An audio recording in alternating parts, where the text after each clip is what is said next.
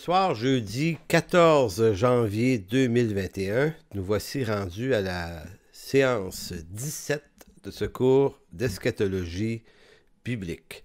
Donc, ça me fait plaisir d'être là. Bienvenue à tous ceux qui ont pris l'habitude depuis septembre de suivre ces séances d'eschatologie. Donc, pour vous donner un peu le portrait de la fin de cette session, si je peux appeler ça de même, il reste probablement 3 séances ce soir, plus celle du 21 et celle du 28. Peut-être que ça pourrait s'étirer dans la première semaine de mars, mais c'est pas tout à fait clair pour moi selon le programme que je me donne. Là. Ça dépendra si on veut, de la nécessité ou de l'importance de certains sujets qui pourraient être des ajouts importants. Donc, il nous reste normalement...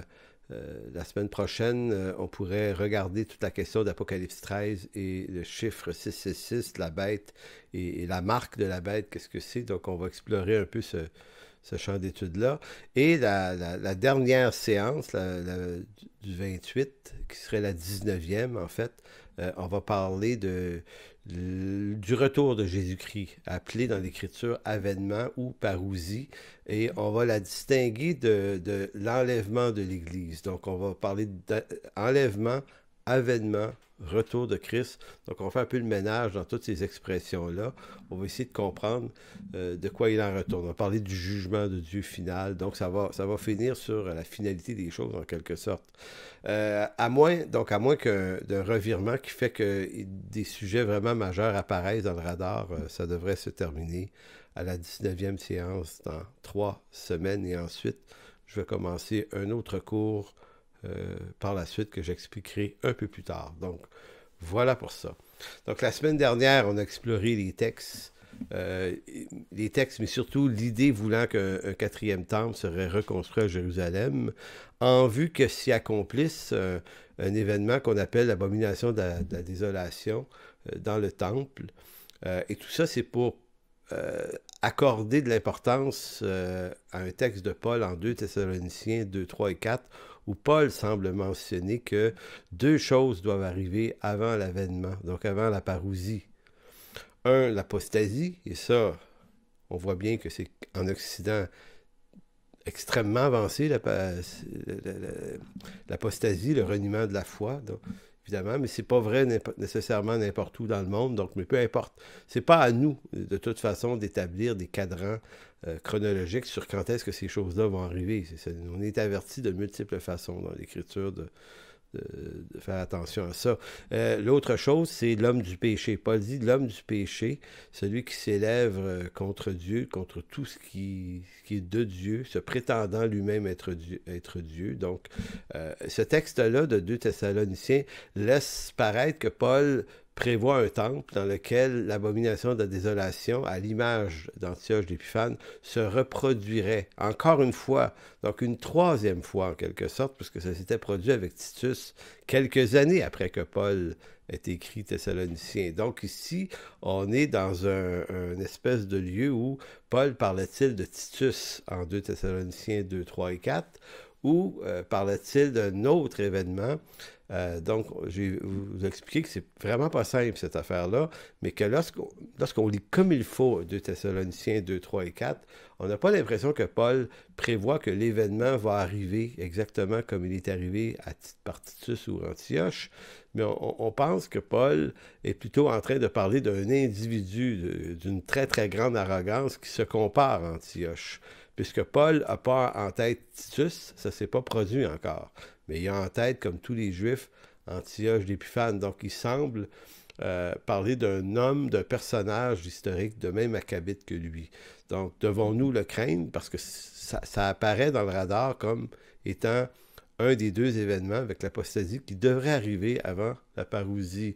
Maintenant, s'il apparaît, ça sera un personnage avec beaucoup de charisme. Sera-t-il des milieux politiques ou autre, on verra bien, on ne spécule plus là-dessus, ça arrivera quand ça arrivera, et quand ça arrivera, de toute façon, peu de temps lui est alloué, puisque le Seigneur va le détruire par le souffle de sa bouche.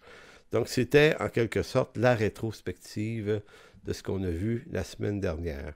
Cette semaine, au menu, la grande tribulation. La grande tribulation, événement qui est très important en eschatologie, notamment chez les prémillénaristes, dispensationalistes, on mise beaucoup sur un événement auquel on donne pratiquement devenu un nom propre, la grande tribulation. On va voir ça. Deuxième point ce soir, qui sont les deux témoins d'Apocalypse 11. Un autre sujet quand même assez important, à savoir qui sont ces deux personnages. Sont-ils littéraux? Sont-ils symboliques? Et la raison pour laquelle j'ai cru bon de m'intéresser à Apocalypse 11 et les deux témoins, c'est parce que ça nous permet de faire un exercice d'interprétation symbolique. Ce texte-là est un de ceux qui s'y apprêtent le mieux. Et lorsqu'on fait cet exercice-là, on voit toutes les possibilités de compréhension du texte. Et on comprend également que l'approche littérale de l'existence de ces deux personnages-là, ça prend beaucoup de plomb dans l'aile si on regarde avec beaucoup de précision cette réalité-là. On verra ça tout à l'heure. Donc, commençons par la grande tribulation.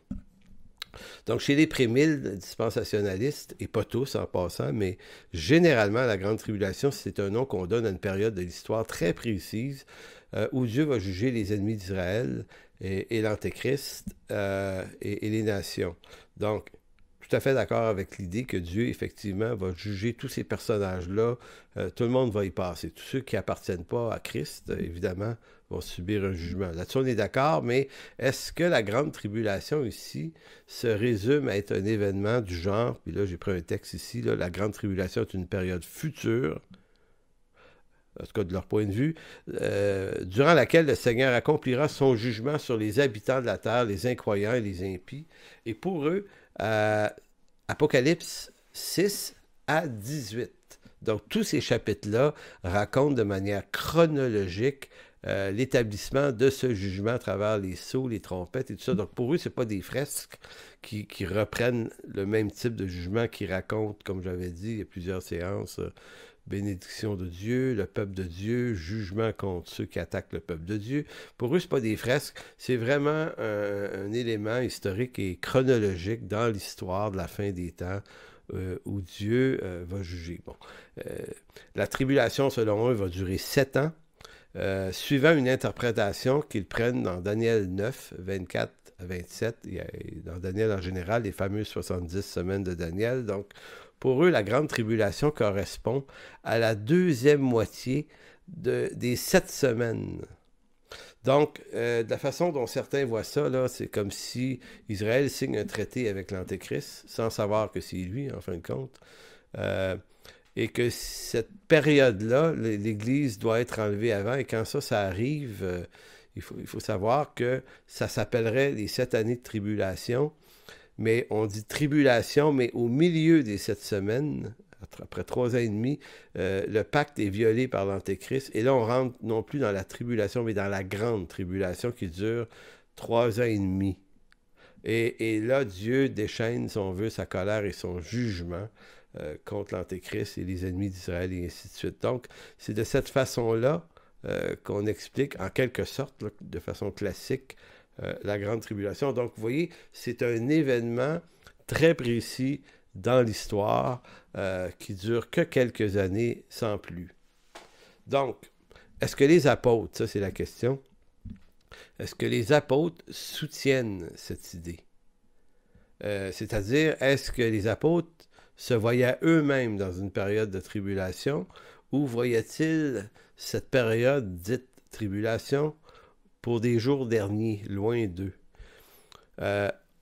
Évidemment, on sait qu'il va y avoir un grand jugement final, là. C'est pas ça, en train de dire le contraire.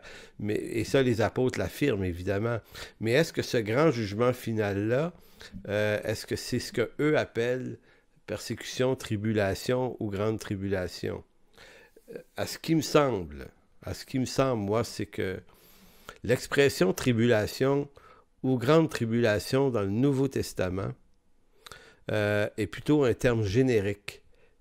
Générique et non spécifique à un moment précis d'histoire. Par générique, j'entends que c'est un mot usuel qui sert à expliquer différents moments de l'histoire d'Israël où il y a eu des tensions. Il faut savoir qu'Israël a souvent été persécuté et que pour les Juifs du premier siècle, qui sont utilisés par Dieu pour écrire le Nouveau Testament, je tiens à préciser qu'ils ont toujours ils ont toujours en mémoire dans leur histoire l'événement tragique d'Antioche d'Épiphane, qui pour eux a été une grande tribulation.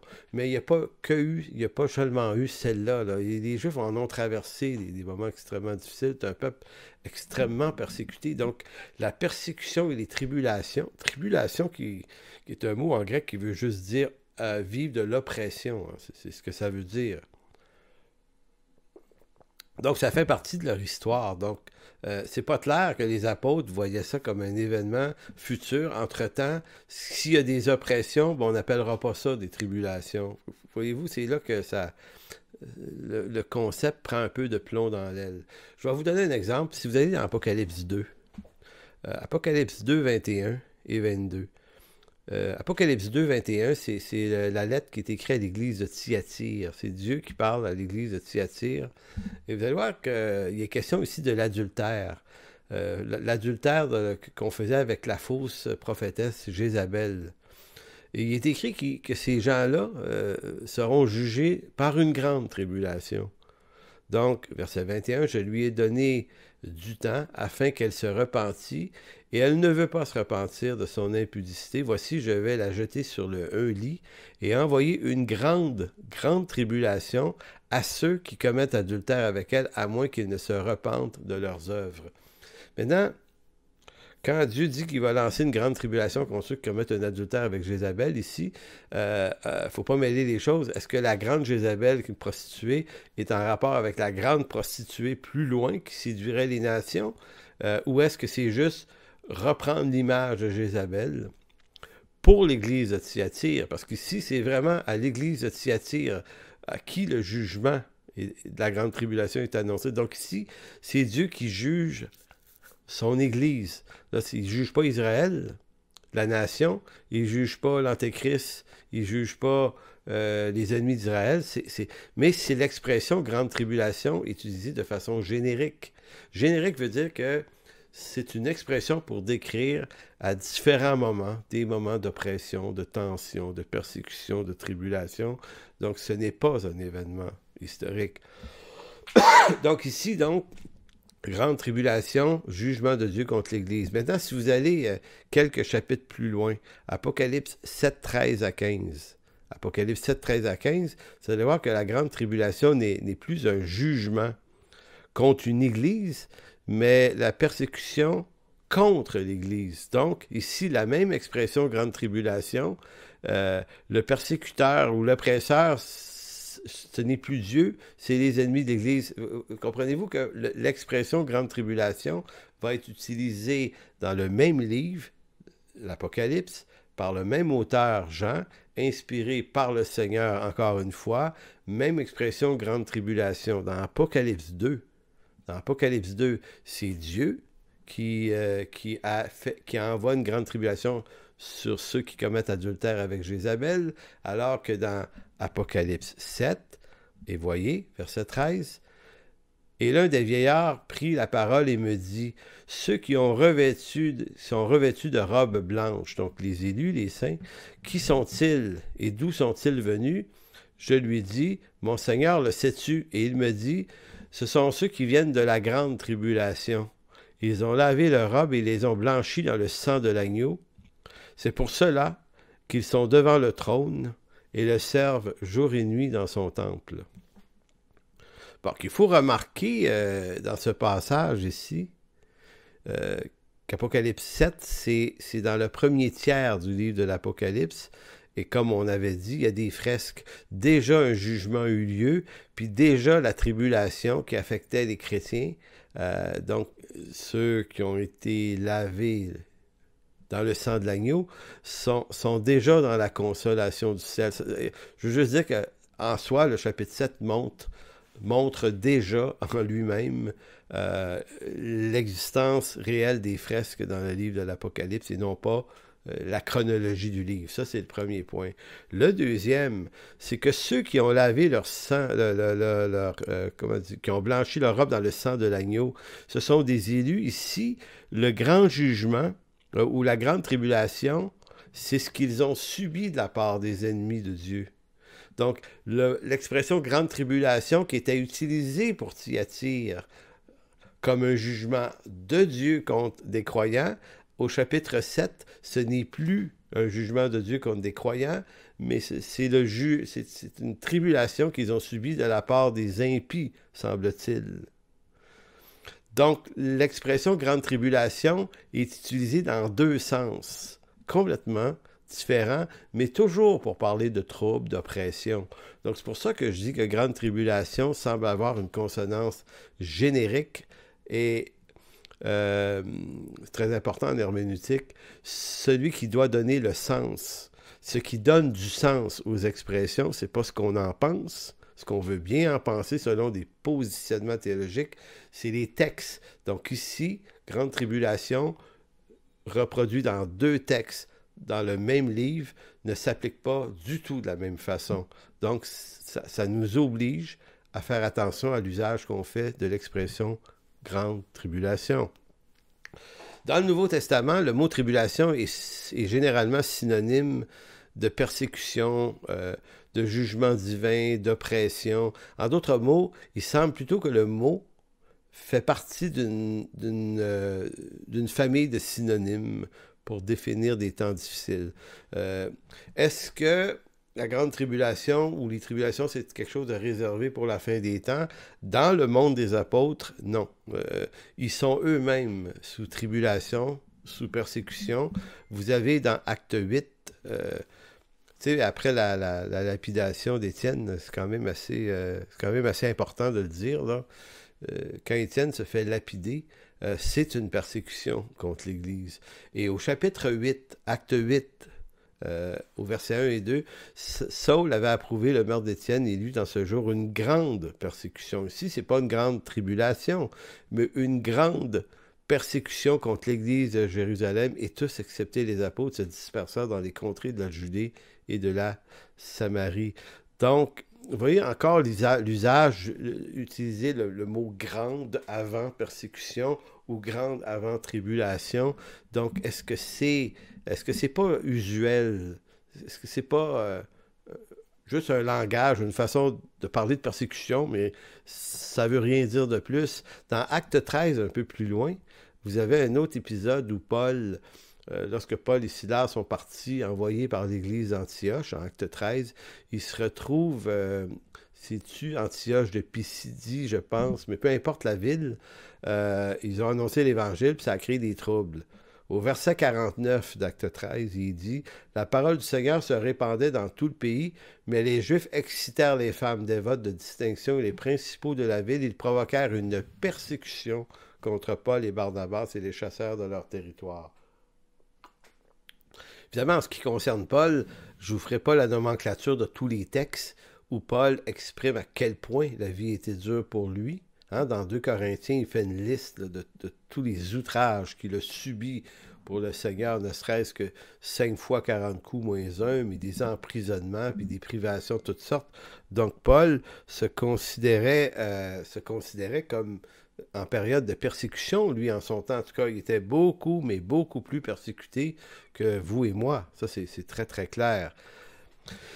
Dans l'évangile de Jean, vous avez une déclaration de Jésus, une déclaration prophétique, verset 20-21. Jean 15, verset 20-21, très intéressant. Souvenez-vous de la parole que je vous ai dite, le serviteur n'est pas plus grand que son maître. S'ils m'ont persécuté, ils vous persécuteront aussi. S'ils ont gardé ma parole, ils garderont aussi la vôtre, et ils feront toutes ces choses en mon nom, et ainsi de suite. Donc, Jésus lui-même annonce que les apôtres vont vivre sous l'oppression, les tribulations, les persécutions, et que ça va faire malheureusement partie de la vie de l'Église lorsqu'il sera, lui, parti, et après la Pentecôte et tout ça. Donc, est-ce qu'on en est surpris? Non. Et là, je vous lis rapidement deux derniers textes dans 1 et 2 Corinthiens. Donc, dans 2 Corinthiens 4, attendez, est-ce que je me suis mêlé? Non, 1 Corinthiens 4, 11 à 13. 1 Corinthiens 4, 11 à 13, il est écrit « Jusqu'à cette heure, nous souffrons la faim, la soif, la nudité, nous sommes maltraités, errants, çà et là. Nous nous fatiguons à travailler de nos propres mains, injuriés, nous bénissons, persécutés, nous supportons, calomniés, nous parlons avec bonté. Il dit un peu plus loin, nous sommes devenus les balayures de ce monde, les rebuts de tout jusqu'à maintenant.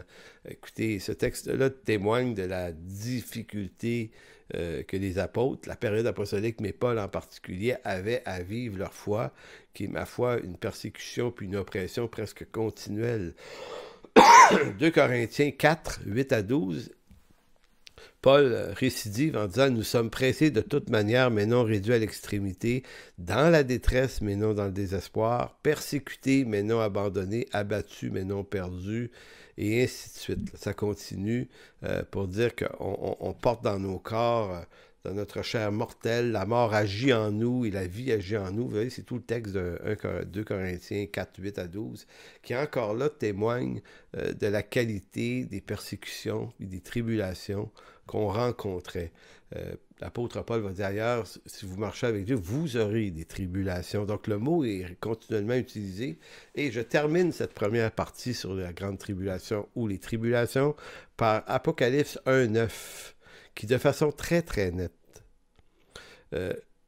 montre l'apôtre Jean qui s'adresse aux 7 églises de l'Apocalypse. Et faut-il se rappeler que les 7 églises témoignent de probablement l'histoire universelle de l'Église. À travers ces 7 églises-là, c'est un peu toute l'Église qui est là, bien que ces 7 églises existaient littéralement. Il leur dit, Apocalypse 1.9, « Moi, Jean, votre frère, qui est part avec vous à la tribulation, et au royaume et à la persévérance en Jésus, j'étais dans l'île appelée Patmos à cause de la parole de Dieu et du témoignage de Jésus. » Donc, Jean se considérait, lui et les 7 églises, comme en période de tribulation. C'est quand même assez éloquent de voir que le livre d'où on tire le concept d'une grande tribulation pour des jours futurs, et dans ce même livre, le livre qui confirme que ce n'était pas futuriste, mais que c'était présent, c'était contemporain au monde des apôtres. Avant eux, pendant eux, pas avant eux, mais avant Jean, pendant le règne, si on veut, la période de Jean, qui a vécu un peu plus vieux que les autres, et après lui. Donc, les saints qui ont lavé leur robe dans le sang de l'agneau, en Apocalypse 7, sont ceux-là même qui ont eu part à la tribulation dont j'en parle dans Apocalypse 1.9. Vous comprenez le lien que je fais là? C'est Apocalypse 1.9, on annonce, Jean, est-ce que je vais... Ouais. Jean annonce, déclare qu'on est en période de tribulation dès le 1er siècle. Dans Apocalypse 7, qui est écrit à la même séquence, Jean montre que ceux qui vont être persécutés par les tribulations vont être recueillis dans la présence de Dieu et ils vont recevoir une robe blanche, blanchie, et qu'ils auront été eux-mêmes lavés dans le sang de l'agneau. Donc, vous voyez toute la question de la rédemption. Voilà pour ce premier point ce soir. Si vous voulez bien maintenant, tournez dans Apocalypse 11, 1. Apocalypse 11.1, 11.1, mais en fait une partie du chapitre, on va devoir prendre le temps de lire un bon bout du chapitre. C'est toute la question des 2 personnages souvent très énigmatiques, bien connus sous le nom des 2 témoins. Ces 2 témoins, 2 évangélistes, 2 prophètes qui annoncent l'évangile, il leur arrive des péripéties. Et je veux juste vous mettre un cadre... avant qu'on le lise, là, des fois ça oriente un peu la lecture, je ne veux pas mettre une teinte trop forte. Je veux juste vous faire remarquer certains éléments. C'est que ces hommes-là possèdent des pouvoirs que jamais aucun homme ne possède. Ils peuvent cracher du feu de leur bouche, ce qui est biologiquement impossible. Maintenant, c'est trop facile de dire par littéralisme que ça se peut pas, mais là ça va se pouvoir parce que c'est comme ça que c'est écrit. Écoutez, Dieu a créé un monde, le nôtre, un monde naturel qui répond à des lois naturelles. Donc, des hommes qui crachent le feu, ça se peut pas. Et Dieu ne fait pas cracher du feu aux hommes. Mais il y a des images. Donc, on doit capter la qualité des images.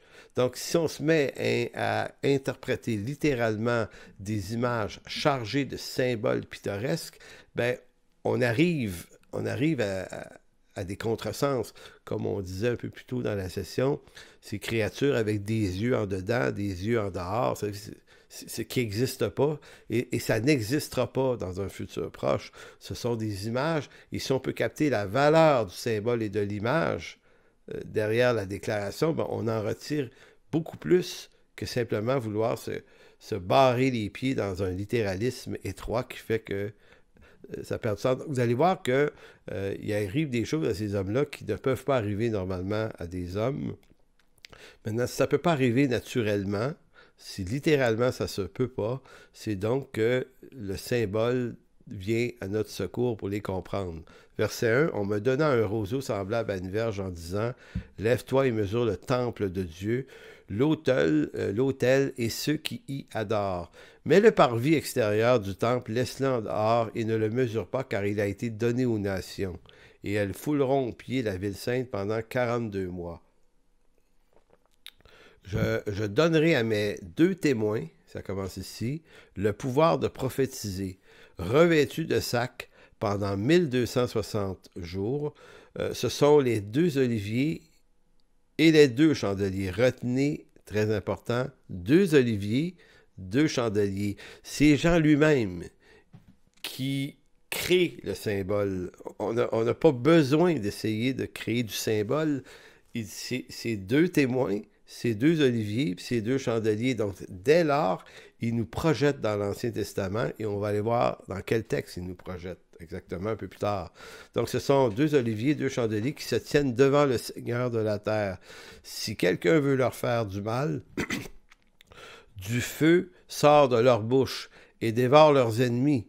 Et si quelqu'un veut leur faire du mal, il faut qu'ils soient tués de cette manière. Pour ceux qui leur font du mal. Hein.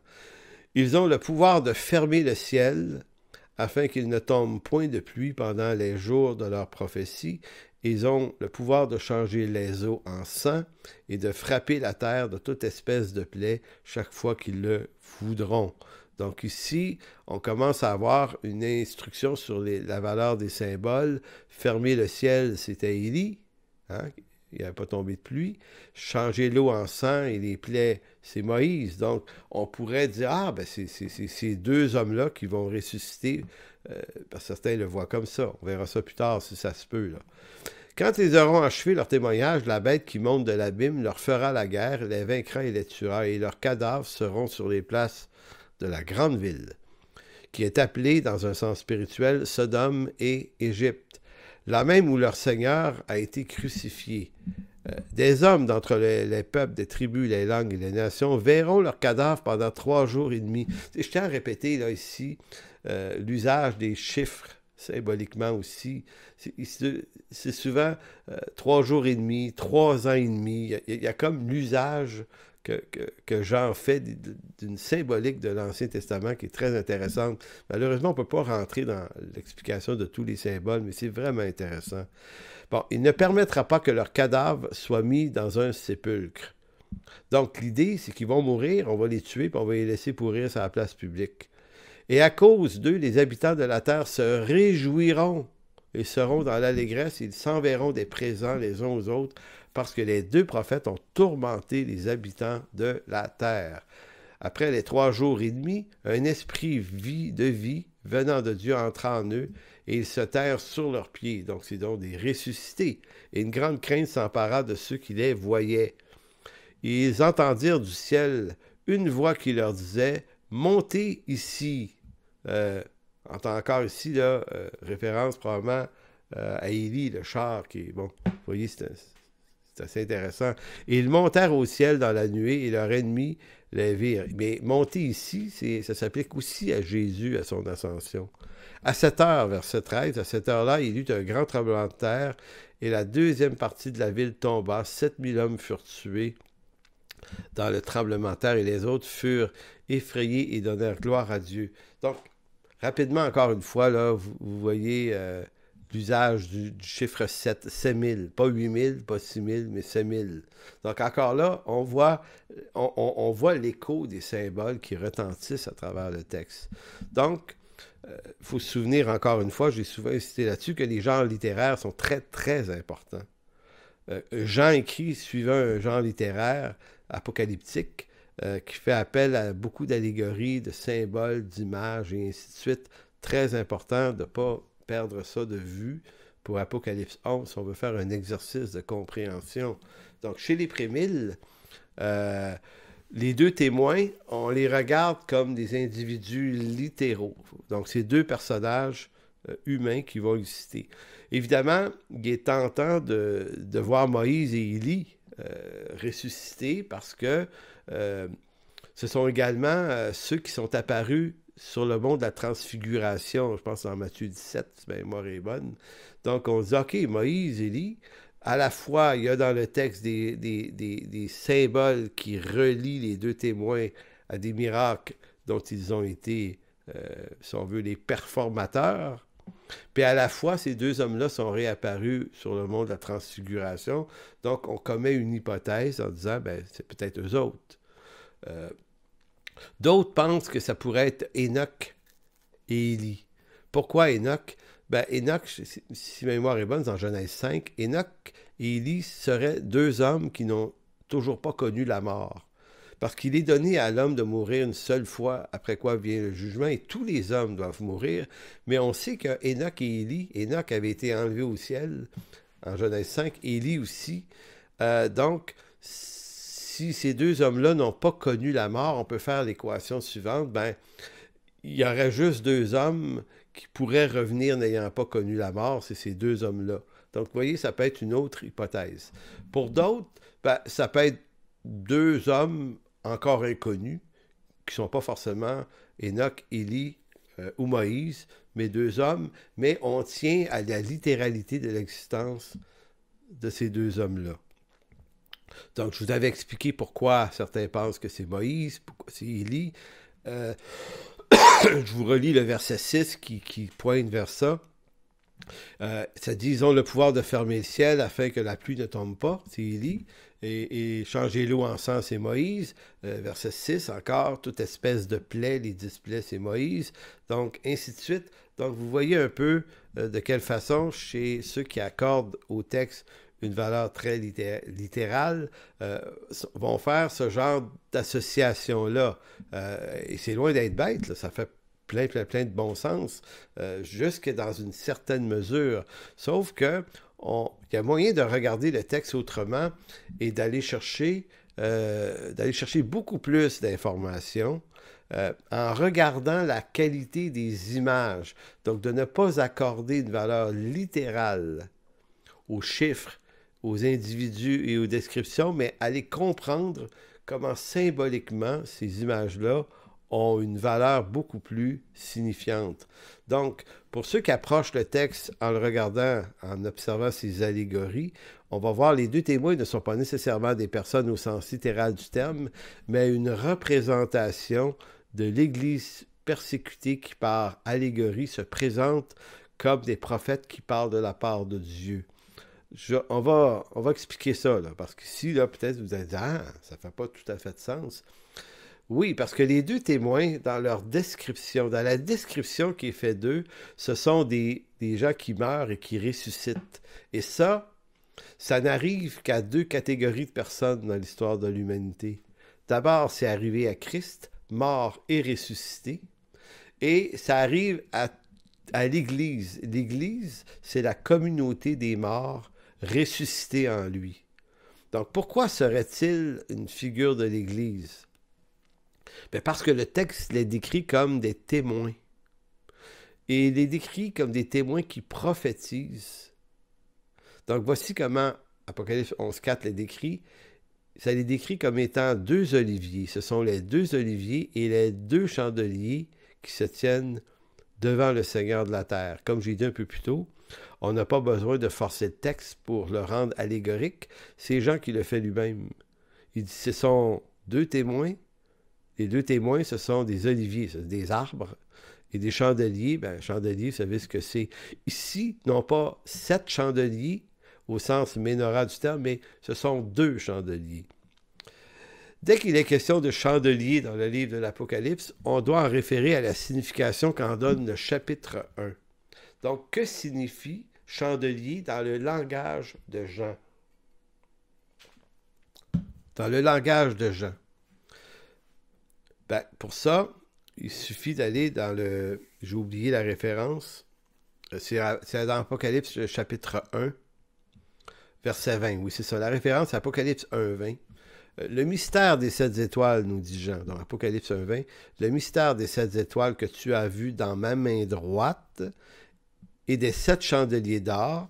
Les 7 étoiles sont les anges des 7 églises et les 7 chandeliers sont les églises. Donc, c'est Jean qui le dit. Donc, on ne peut pas vouloir comprendre l'Apocalypse 11 sans le définir, le comprendre à travers le code que Jean nous donne au chapitre 1 de ce même livre. Il dit, le chandelier, c'est les églises. Donc, déjà, ça vient de détruire l'idée que ce serait Moïse, Enoch ou Élie ou des personnages de l'Ancien Testament qui reviendraient à la vie. Hein? Donc, le chandelier de l'Apocalypse, ici, reprend l'image en partie de la menorah de l'Ancien Testament qui éclairait l'intérieur du temple, mais qui maintenant représente à la fois Jésus-Christ, lumière du monde qui éclaire tout homme. C'est Jean 1,9 qui le dit là, dans son évangile. Il dit « Cette lumière était la véritable lumière qui, en venant dans le monde, éclaire tout homme. » Mais c'est aussi à la fois l'Église. C'est aussi à la fois l'Église elle-même qui, par la sainte présence du Christ au milieu d'elle, devient lumière et témoignage de la lumière en ce monde. Donc, quand on parle de chandelier, on parle de lumière. Maintenant, qu'est-ce que le reste de l'Écriture a à nous dire sur la lumière? Qui est la lumière? Ben, comme je vous ai dit, Jésus est la lumière du monde. Jean 1, vous n'avez aucun doute là-dessus, c'est dit de multiples façons. Il est le Ménorah. Le Ménorah, il est en quelque sorte l'accomplissement de ce que voulait dire le chandelier dans l'Ancien Testament. Il devient lumière non pas à l'intérieur du temple, mais lumière pour toute l'humanité. Mais en Matthieu 5, 14 et 16, Matthieu 5, 14 et 16, Jésus nous annonce quelque chose de surprenant. Matthieu 5, 14, « Vous êtes la lumière du monde. » En parlant de qui? Les apôtres. Mais à travers eux, probablement l'Église. Il dit, « Une ville située sur une montagne ne peut être cachée et on n'allume pas une lumière pour la mettre sous le boisseau, mais on la met sur le chandelier. Et elle éclaire tous ceux qui sont dans la maison. Que votre lumière luise ainsi devant les hommes, afin qu'ils voient vos bonnes œuvres, et ainsi de suite. » Donc, c'est Jésus qui interprète maintenant l'idée que cette lumière qu'il est lui, pour tous les hommes, devient dans son Église, parmi son peuple, les rachetés de la Nouvelle Alliance, ils deviennent eux-mêmes une lumière. Donc, vous voyez que si on revient à Apocalypse 11, les deux témoins sont deux porteurs de lumière, deux chandeliers, donc ça fit avec l'idée que c'est à la fois une image de Jésus et à la fois une image de l'Église. L'apôtre Paul va inciter dans la même direction en Éphésiens 5, 8 à 9. Il va dire, « Autrefois, vous étiez ténèbres, et maintenant, vous êtes lumière dans le Seigneur. Marchez comme des enfants de lumière, car le fruit de la lumière consiste en toute sorte de bonté, de justice et de vérité. » Donc, en deux versets, dans Éphésiens 5, 8 et 9, Paul place le mot « lumière » à 3 reprises. Ça montre à quel point on est effectivement de l'avis de Jésus, de Matthieu, et de Jean et de Paul, l'Église est lumière aussi en ce monde par son témoignage. Et là, souvenez-vous que Apocalypse 11 utilise le mot témoin. Et ce que Jésus parle dans Matthieu, et Paul, c'est qu'on est les témoins de cette lumière. Donc, déjà, ça commence à nous rapprocher d'Apocalypse 11 sur que symbolisent les deux témoins. Donc, on pourrait hypothétiquement dire que les deux témoins chandeliers sont Christ et son Église, parce que dans le texte, et là je dis hypothétiquement, là, j'aime garder l'idée que ce sont des hypothèses, je ne veux pas les dogmatiser, parce que moi je pense que l'Apocalypse c'est un livre difficile à comprendre, donc éclairons-nous le mieux possible, mais savoir rester dans l'hypothèse, c'est une façon de rester prudent. Donc, on pourrait hypothétiquement dire que les deux témoins chandeliers sont Christ et son Église parce que dans le texte, parce que le texte d'Apocalypse 11 parle de mort et de résurrection et de montée vers le ciel. Phénomène qui arrive à deux seules entités dans l'histoire et le scénario eschatologique, c'est-à-dire Christ lors de son ascension et l'Église lors du retour de Christ qui va être enlevé. C'est assez intéressant. Et là, je vous relis le verset 7 à 12 d'Apocalypse 11, juste pour... vous allez voir comment ça peut changer la façon dont on le voit. Verset 7. Quand ils auront achevé leur témoignage, donc qui sont appelés à témoigner? C'est les chrétiens, l'Évangile. Donc quand ils auront achevé leur témoignage, la bête qui monte de l'abîme leur fera la guerre, les vaincra et les tuera. Ça illustre fort bien l'histoire de l'Église où Satan, la bête, et tous ses serviteurs ont persécuté l'Église du Dieu vivant depuis les apôtres qui ont été eux-mêmes martyrisés jusqu'à la fin des temps. Donc, ici, la victoire est pas surprenante, c'est une victoire souverainement permise par Dieu. Il dit, et leurs cadavres seront sur la place de la grande ville qui est appelée dans un sens spirituel Sodome et Égypte. Là, il y aurait des choses à dire, mais je me tais parce que sinon ça va durer trop long, mais il y a beaucoup de choses intéressantes encore ici. Là même où leur Seigneur a été crucifié. Les hommes d'entre les peuples, les tribus, les langues et les nations verront leurs cadavres pendant 3 jours et demi et ils ne permettront pas que leurs cadavres soient mis au sépulcre, et à cause d'eux, les habitants de la terre se réjouiront et seront dans l'allégresse. Ils s'enverront des présents les uns aux autres, parce que les 2 prophètes ont tourmenté les habitants de la terre. En quelque sorte, là, sans rentrer dans les détails, il y en a tellement de détails très riches ici, mais vous voyez très très bien que l'Église, qui est le témoignage de l'Évangile par le Christ qui l'habite, est un message persécuté, qui est refusé. Quand on le détruit, il décrit les habitants de la terre s'en réjouissent. Ça correspond assez bien au rôle des persécutions et des tribulations dont on a parlé au début du cours. Ça fait partie de l'histoire de l'Église d'avoir à subir des tribulations de toutes sortes. Verset 11. Après 3 jours et demi, un esprit de vie venant de Dieu entra en eux, et ils se tinrent sur leurs pieds, et une grande crainte s'empara de ceux qui les voyaient, et ils entendirent du ciel une voix qui leur disait « Montez ici », et ils montèrent au ciel dans la nuée, et leurs ennemis les virent. Écoutez, comment ne pas voir ici tout l'écho de la résurrection des morts, de ceux qui sont rachetés. À la fois le Christ est ressuscité, mais à la fois l'esprit de vie. Ça parle de notre nouvelle naissance, notre nouvelle vie. Nous étions morts, Paul dit dans Colossiens 3, mais on était rendus à la vie par Christ. Donc, les similitudes dans le texte font écho à des dizaines et des dizaines d'autres textes dans l'Ancien, mais aussi, mais surtout dans le Nouveau Testament, sur la résurrection des élus. Donc, à travers ces 2 personnages, témoins, mais aussi Olivier, et là on va aller essayer de comprendre ce que peut vouloir dire Olivier. Olivier chandelier, donc les 2 images qui sont utilisées par Jean nous renvoient à l'idée qu'il s'agit probablement du peuple de Dieu. Le prophète Zacharie maintenant. Si vous avez votre Bible, vous tournez dans Zacharie 4.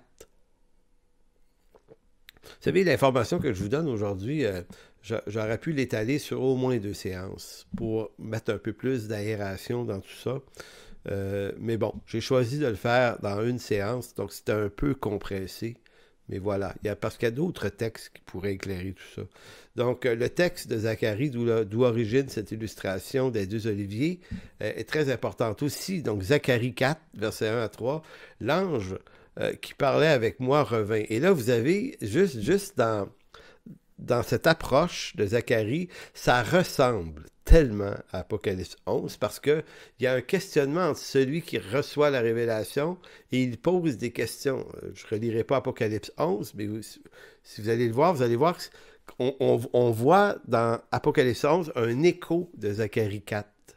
Donc l'ange qui parlait avec moi revint, il me réveilla comme un homme que l'on réveille de son sommeil. Il me dit, « Que vois-tu » Je répondis, je regarde et voici, il y a un chandelier tout d'or surmonté d'un vase et portant 7 lampes, avec 7 conduits pour les lampes qui sont au sommet du chandelier. Et il y a près de lui 2 oliviers, l'un à la droite du vase et l'autre à sa gauche. Alors, je ne sais pas si vous voyez que c'est clairement le texte de référence de Jean dans Apocalypse 11, puisqu'on retrouve olivier et chandelier. Vous vous souvenez, dans Apocalypse 11, on a dit les 2 témoins, c'est 2 oliviers et 2 chandeliers. Donc, l'occurrence nous ramène forcément dans dans Zacharie 4, 1 à 3. Donc, à la fin du chapitre 4, parce que j'aurais pu vous lire le chapitre 4 au complet, l'ange déclare à Zacharie que les 2 oliviers représentent l'onction. Yitchar en hébreu. Ce que ça veut dire, ce mot-là, c'est de l'huile fraîche. Maintenant, dans l'Écriture, l'huile est une figure de quoi? De qui, en fait? Du Saint-Esprit. L'onction, l'Esprit Saint sont toujours collés ensemble dans l'Écriture. Donc, les 2 oliviers représentent l'onction, c'est-à-dire, mais ils sont décrits dans Zacharie 4 comme des conduits qui transportent l'huile de l'olivier vers le chandelier. Pourquoi un olivier? Parce qu'on parle d'huile et l'huile venait des oliviers, des olives. Donc, c'est un peu comme si l'image que vous avez 2 oliviers sur lesquels étaient branchés, on voit ça au Québec ici, avec le sucre d'érable, on branche des chalumeaux dans des arbres, on fait couler la sève, c'est un peu la même chose ici. C'est comme si l'huile coule de 2 oliviers et vient alimenter les 2 chandeliers. Donc, on est ici dans une image de l'onction que Dieu donne à son Église dans cette nouvelle réalité de la Nouvelle Alliance. C'est l'Esprit Saint qui devient la fourniture de l'onction des siens, de ceux qui appartiennent à Dieu. Zacharie 4.11, un peu plus loin dans le même chapitre. Je pris la parole et je lui dis, mais que signifient les 2 oliviers à la droite du chandelier et à sa gauche? Je pris une seconde fois la parole et je dis, que signifient les 2 rameaux d'olivier? Ils sont près des 2 conduits d'or où découle l'or. Il me répondit, je sais, ne sais-tu pas ce qu'il signifie? Je dis non, mon Seigneur. Et il dit, ce sont les 2 oins qui se tiennent devant le Seigneur de toute la terre. Donc, les 2 témoins, qui sont 2 oliviers et qui sont 2 chandeliers, ici deviennent les 2 oins. Il y a toutes sortes de façons d'essayer d'imaginer l'image des 2 oins. Je ne vais pas dogmatiser là-dessus. Proposons des images. Une qui nous vient à l'esprit, c'est que dans la Trinité, Père, Fils et Esprit Saint, si vous regardez l'ordonnance des choses, Christ est le oint de l'Éternel, est certainement un oint de l'Éternel de façon très claire, et Christ, dans l'Évangile de Jean, chapitre 14, 15 et 16, annonce la venue du Paraclet, le Consolateur, qui est l'autre oint de l'Éternel. Donc, des personnes de la Trinité, il y en a 2 qui sont ici. Ça ne veut pas dire là, que le Père n'est pas métaphysiquement présent partout, mais ça veut dire que dans l'interaction avec les humains, il y a Christ et le Saint-Esprit. Donc, on pourrait voir dans les 2 oints qui se tiennent devant le Seigneur de toute la terre, on pourrait penser au Fils et au Saint-Esprit. On pourrait. Donc, on peut voir dans cette image de Zacharie aussi une description de l'œuvre de Christ en son Église qui montre le chandelier approvisionné par 2 conduits qui prennent leur source directement des 2 arbres oliviers, qui dans l'image peuvent nous ramener aussi, et là, c'est une autre possibilité, c'est juste une hypothèse, peuvent nous ramener aux sources de la Genèse où il y avait aussi 2 arbres. Parce que c'est intéressant, parce que pourquoi 2, pourquoi pas 3, pourquoi 1, pourquoi pas 1, mais pourquoi 2? Ben parce que dans la Genèse, la chute est l'occasion de 2 arbres. L'arbre de la vie, puis l'arbre de la connaissance du bien et du mal. Je ne suis pas sûr là, de l'occurrence ici. Là. Je fais juste l'amener comme une probabilité quelconque. Mais les 2 arbres du Jardin d'Éden, l'un, l'arbre de vie, l'autre, la connaissance, mais un de ces 2 arbres-là a produit la mort par la désobéissance d'Adam. Vous vous souvenez de ça? Maintenant, c'est intéressant d'imaginer que l'Apocalypse et Zacharie nous représentent deux arbres, deux oliviers, mais cette fois-ci, les deux procurent la vie. Donc, ça montre toute l'œuvre de la rédemption et de la réparation de la chute. Donc, dans l'ère messianique, l'arbre de l'arbre ne vient plus la malédiction du péché, mais de l'arbre maintenant vient l'onction de la vie de Dieu qui fournit aux témoins et aux deux chandeliers la lumière qui éclaire le monde. Maintenant, intéressons-nous au concept de ce que c'est un témoin, parce que ils ne sont pas appelés n'importe comment, ces hommes-là, ils sont appelés des témoins. Donc, qu'est-ce que Jésus, lui, appelle être? À qui Jésus a-t-il appelé être ses témoins? Ben, l'Église, ses apôtres. Dans Acte 1,18, il va dire, ben, vous recevrez une puissance, le Saint-Esprit qui survenant sur vous, et vous serez mes témoins à Jérusalem, dans toute la Judée, la Samarie, jusqu'aux extrémités de la terre. J'ai dit 18, mais c'est 8, là. Donc, Jésus a lui-même défini dans son herméneutique ce que lui appelle témoin, c'est les apôtres, et à travers eux, on peut présumer l'Église. Hein? Donc, témoin, Église, témoin, apôtre. Par ces deux témoins que la bête attaque, Jean réfère à la vision de Daniel 7, selon certains exégètes, là. La bête qui attaque les oins, si on veut, les témoins. Daniel 7, 21 va dire « Je vis cette corne faire la guerre aux saints et l'emporter sur eux, jusqu'au moment où l'Ancien des jours vint donner droit aux saints du Très-Haut. Et le temps arriva où les saints furent en possession du royaume, un temps des temps et la moitié des temps. » Vous savez, il y a une occurrence ici à cause du 3,5. Donc, on a eu 3 semaines et demie, on a eu 3 ans et demi, puis si on a un temps des temps et la moitié d'un temps, donc encore 3,5, quelque chose. Donc, on revoit les mêmes images. C'est toujours 3,5, mais c'est jamais 3,5 la même affaire. Mais on voit que c'est pour ça que la valeur numérique est moins importante que la valeur symbolique de l'expression, mais on retrouve dans Daniel 7 cette même idée d'un personnage qui fait la guerre aux saints. Il l'emporte sur eux, mais l'Ancien des jours leur redonne la vie. Vous avez encore Apocalypse 11 en Daniel 7, 21, 22 jusqu'à 25. Jean ajoute que ces deux témoins prophétisent pendant 3 ans et demi, même temps que ce que disaient d'autres textes. Chapitre 11, verset 2, mais le parvis extérieur du temple laissé dehors ne le mesure pas, car il a été donné aux nations, et ils fouleront aux pieds la ville sainte, et ainsi de suite. Donc, vous avez encore ici d'autres images de persécution contre le peuple de Dieu, et le peuple de Dieu étant l'Église dans l'esprit de Jean. Donc, c'est donc l'Église qui subit la chose. Maintenant, allons, et on s'approche de la conclusion aujourd'hui. Pourquoi 2 témoins? Parce que c'est énigmatique un peu, pourquoi pas un? Si ça va être juste la figure du oint de l'Éternel, ça peut être une figure de Jésus seulement, mais pourquoi y a-t-il 2 oints? Ce qui nous force à dire, ben, les 2 oints, ça peut être Christ et l'Esprit Saint, ça ferait un certain sens. Ça peut être Christ et son Église, ça fait du sens aussi. Mais est-ce que c'est si important de savoir qui sont-ils exactement? Peut-être que c'est pas tant important que ça, mais ce qui est important, c'est de comprendre pourquoi il y en a 2 et pourquoi pas un seul. Eh bien, la réponse est simple. C'est parce que la Bible entière insiste toujours sur l'importance de 2 témoins pour confirmer une vérité. C'est repris dans Matthieu 18, sur la déposition de 2 ou 3 témoins. Donc, une personne, c'était pas assez. Il en fallait au moins 2, puis potentiellement 3.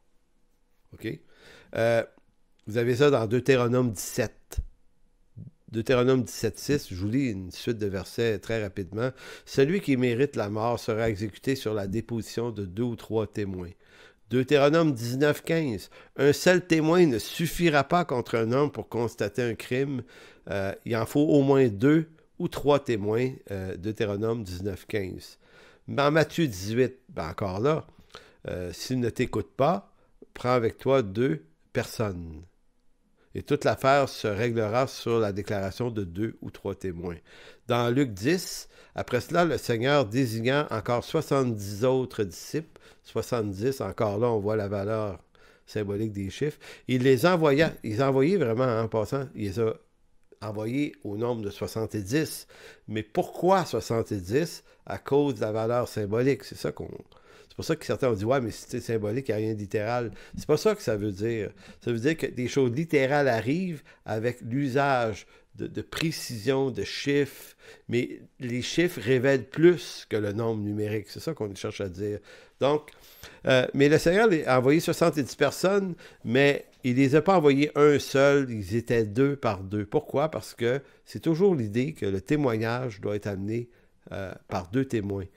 2 Corinthiens 13:1, Paul va dire « Je vais chez vous pour la 3e fois, toute l'affaire se réglera sur la déclaration de 2 ou 3 témoins. » Donc, au mot témoin est toujours associé le chiffre 2. C'est ça qui est intéressant. Paul va dire en 1 Timothée 5, « Ne reçois pas d'accusation contre un ancien si ce n'est par la déposition de 2 ou 3 témoins. » Luc 24:4, « Comme elle ne savait que penser de cela, voici 2 hommes leur apparurent en habits resplendissants. » Ça, c'est à la résurrection de Christ. Il y a 2 personnages qui sont apparus à Marie dans des habits, 2 témoins. Luc 24:13, « Et voici ce même jour, 2 disciples allaient à un village nommé Emmaüs. » Encore une fois, ils rencontrent le Seigneur qu'ils ne reconnaissent pas maintenant, mais c'est pas un homme seul, ils sont 2 témoins à être témoins de la résurrection de Christ. Donc, pourquoi Apocalypse 11 nous parle de 2 témoins et non pas 1 ou 4, 5 ou... Ben parce que l'Écriture reste cohérente avec elle-même. Dès qu'il est question de témoins, c'est au moins 2.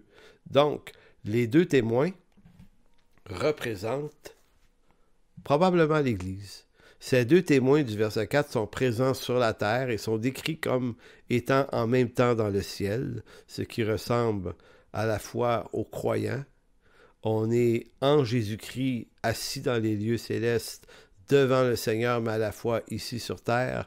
Donc, c'est pour ça que le verset 4 dit « Ce sont les 2 oliviers et les 2 chandeliers qui se tiennent devant le Seigneur de la terre. » Donc, ils sont comme déjà devant le Seigneur, mais à la fois, ils sont sur la terre. C'est ce qui décrit un peu notre condition de croyant. Olivier et chandelier sont des objets qui étaient également des objets qui étaient dans le temple de Dieu, qui étaient très, très saints pour Dieu. Donc, présence de Dieu. Certains vont dire que les 3 ans et demi que dure leur témoignage fit avec la durée du ministère de Jésus sur terre. Il est mort et ressuscité, tout comme les témoins. Donc, l'image d'Apocalypse 11 montre peut-être également le ministère terrestre qui, lui, littéralement, a duré 3 ans et demi. Donc, Jean récupère cette donnée-là. La mort des 2 témoins par attaque de la bête préfigure aussi le monde de Satan qui attaque l'Église pour la faire taire, mais qui, au bout de la course, ceux qui composent cette Église ressuscitent en nouveauté de vie par la vie de l'Esprit qui est présent.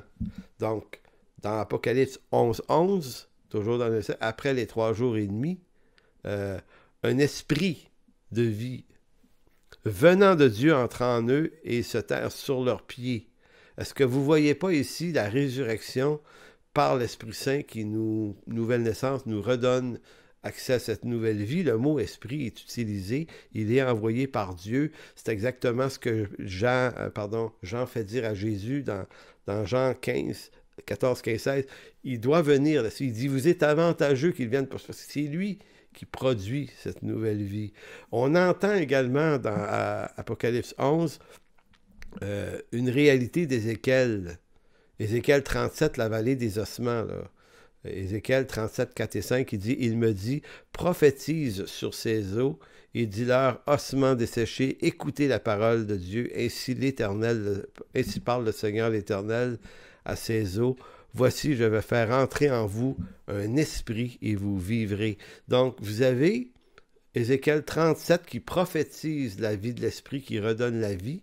Après, vous avez Jean dans son évangile qui en parle à travers les paroles de Jésus, et vous avez Jean à nouveau dans Apocalypse 11 qui ramène toute l'idée de la nouvelle vie en Christ. Donc ça fait en sorte que les témoins ressemblent, les deux témoins ressemblent beaucoup plus en soi, sont une symbolique de l'Église et probablement pas nécessairement des personnages tout à fait littéraux. Donc, en conclusion, l'approche allégorique nous livre davantage d'instructions sur qui sont les deux témoins. D'autant plus que les caractéristiques de ces deux personnages, qu'ils crachent du feu, qui ont un certain nombre de pratiques qui sont impossibles à la vie biologique des hommes. Donc l'image du feu ne peut que rappeler le feu venant du ciel pour juger les prophètes de Baal et d'Astarté. Effectivement, quand ils crachent le feu, c'est pas qu'ils crachent du feu littéralement, c'est plutôt que Jean ramène ce jugement d'Élie. Il veut vraiment aller chercher ce matériel-là pour dire qu'un jugement de Dieu s'est abattu contre 850 prophètes en 1 roi 18, là. Les prophètes de Baal et d'Astarté ont été désintégrés par le feu. Donc, on sent que c'est plutôt à cette image-là que Jean en réfère. Donc, en quelque sorte, Jean, dans Apocalypse 11, récupère des dizaines d'images et de symboles de l'Ancien Testament pour nous parler de la vie, du témoignage et de la victoire de Christ, malgré les persécutions, malgré les tribulations. Elle est triomphante par Jésus-Christ à la fin. Alors, merci Seigneur de bénir cette classe d'eschatologie ce soir et tous ceux qui l'entendent. Et merci Seigneur de nous instruire dans ta parole, de nous montrer des fois des choses qui sautent pas aux yeux à première vue, mais lorsqu'on y porte attention, on découvre une multitude de trésors qui enrichissent nos vies et nos cœurs. Merci Père. Amen. Donc, vous êtes donc conviés à la séance 18 la semaine prochaine. Très certainement, un des sujets les plus forts de l'Apocalypse, le chiffre de la bête et sa marque. Donc, je vous laisse d'ici là, que Dieu vous bénisse.